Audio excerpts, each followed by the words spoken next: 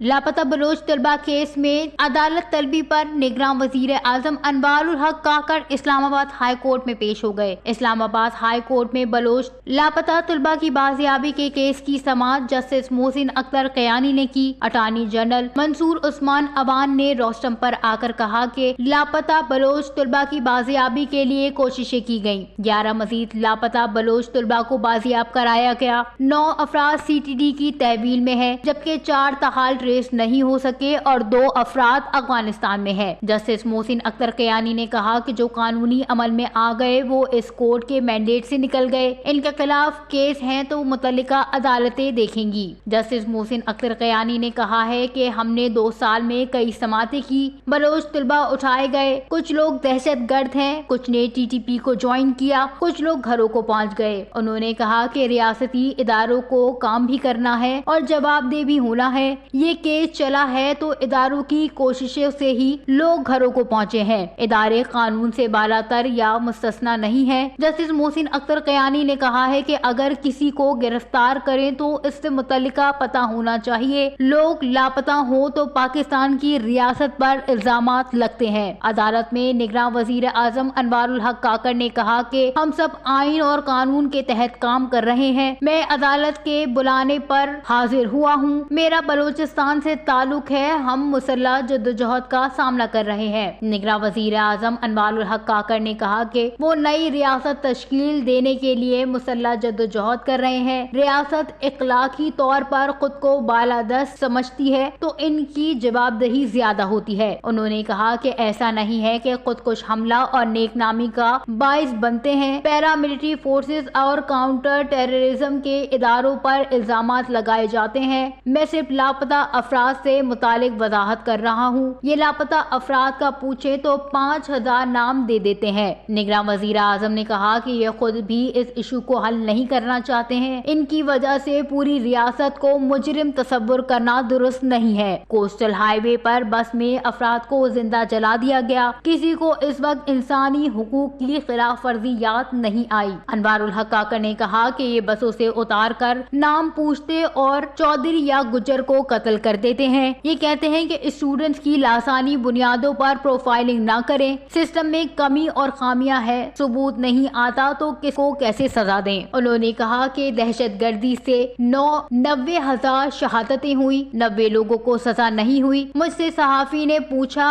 آپ بلوچستان واپس کیسے جائیں گے؟ عدالت کا کہنا تھا کہ 24 ماہ میں ایک بار یہ بیان نہیں آیا کہ کوئی سی ٹی ڈی کی تحویل میں ہے، ریاستی اداروں کی ناکامی ہے کہ وہ انہیں پروسیکیوٹ نہیں کر سکے، قانون میں سکم ہے اور ثبوت نہیں ہے تو اس میں بہتری لانے کی ضرورت ہے، قانون ایک ہی ہے، اس کے مطابق ہی چلنا ہے۔ نگراں وزیر اعظم نے کہا ہے کہ نگراں حکومت کا ڈومین نہیں تھا، مگر آنے والی حکومت سے درخواست ہوگی کہ اسے دیکھیں، ریاست کو آئے دن کے الزامات سے نکلنا چاہیے، ہم نے اور عام شہریوں نے ہتھیار نہیں اٹھائے کیونکہ تحفظ دینا ریاست کی ذمہ داری ہے۔ انہوں نے کہا کہ ریاست کو ہتھیار اٹھانے والے شہریوں سے الگ طریقے سے ڈیل کرنا چاہیے۔ جسٹس محسن اختر قیانی نے کہا کہ کوئی عدالت نان اسٹیٹ ایکٹس کو تحفظ دینے کا نہیں کہہ رہی، بلا شبہ جنگ ہے، ہماری فوج اور ادارے لڑ رہے ہیں۔ نگراں وزیر اعظم نے کہا ہے کہ انگلینڈ نے شام جانے والی برطانوی خاتون کی شہریت ختم کر کے واپس بھجوا دیا، نان اسٹیٹ ایکٹس کی خلاف ورزیاں بھی ریکارڈ ہوتی ہیں۔ نگراں وزیر اعظم نے کہا کہ آئین ریاست سے غیر مشروط اور وفاداری کا تقاضا کرتا ہے۔ جسٹس محسن اختر قیانی نے نگراں وزیر اعظم سے کہا کہ آپ نے بہت اچھی باتیں کی۔ عدالت نے کہا کہ بلوچستان جانے کی ضرورت نہیں، اسلام آباد میں ہم بہت کچھ دیکھ رہے ہیں۔ بعد ازاں نگراں وزیر اعظم کو عدالتی کمرے سے واپس جانے کی اجازت دے دی گئی اور ان کے جانے کے بعد بھی کیس کی سماعت جاری رہی۔ سماعت کے دوران نگراں وزیر اعظم اور جسٹس محسن قیانی کے درمیان دلچسپ مکالمہ بھی ہوا۔